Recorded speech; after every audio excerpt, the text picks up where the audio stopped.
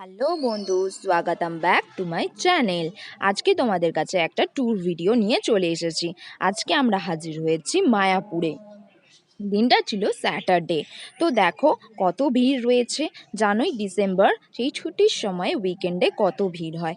এই যে বিশ্বের সব থেকে বড় মন্দির এখনও রয়েছে আন্ডার কনস্ট্রাকশনে। এখনও প্রায় পূর্ণ হতে অনেক দিনই সময় লাগবে। এই যে তারপর আমরা দুপুর হয়ে গেছে বলে ফেমাস রানাদার বিরিয়ানি সেন্টারে চলে এসেছি দুপুরের খাবার খেতে। আমরা ওখানে প্রায় কিছুক্ষণ দাঁড়িয়ে তারপর লাইন দিয়ে খেতে বসেছিলাম, কারণ সেখানে প্রচণ্ড ভিড় ছিল। যাই হোক, বিরিয়ানির কোয়ালিটি ছিল মোটামুটি, খুব একটা হাই ছিল না। আমরা খেয়ে দিয়ে তারপর বেরিয়ে পড়লাম আবার চারদিকে ঘুরতে। যেহেতু আমাদের একদিনের ট্যুর ছিল তাই আমরা চারদিক ঘুরে নিলাম। এই যে এটা ছিল প্রভুপাদের সমাধিস্থল।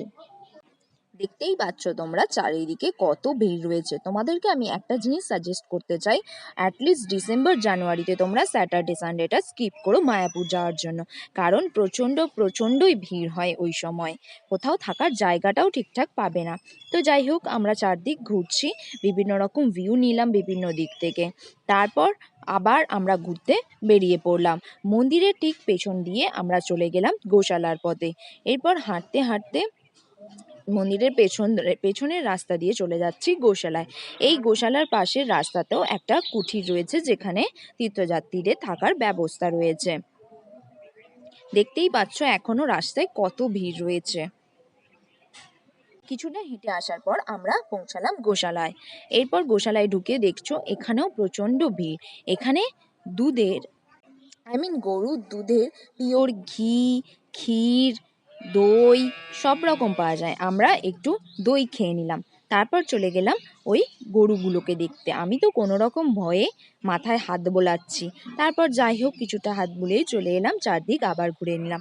সন্ধেবেলা চলে গেলাম সন্ধ্যা আরতি দিতে। ওখানে যাই হোক কিছু ভিউ নেওয়া হয়নি, একটা ছোট্ট ভিডিও নিয়ে নিলাম। এরপর 8:30 বাজতেই আমরা চলে গেলাম প্রসাদ পেতে। গীতা ভবনে আমরা গিয়েছিলাম প্রসাদ পেতে। তো দেখো এখানে কতজন সব লাইন দিয়ে এখানে প্রসাদ পাচ্ছে। এখানের এটাই নিয়ম। দেখো আমার বর কত মজা করছে আমার সাথে, আমি ভিডিও নিচ্ছিলাম বলে। গীতা ভবনের ভেতরে দেখতেই পাচ্ছ তোমরা কতটা স্পেস রয়েছে, এখানে কত তীর্থযাত্রী একসঙ্গে খেতে বসতে পারে। তো যাই হোক, সব পুরোপুরি ভর্তি না হলে ওরা প্রসাদ দিতে শুরু করে না। পুরোপুরি ভর্তি হয়ে যাবার পর এইভাবে ট্রলি করে ওরা সবাইকে প্রসাদ বিতরণ করে।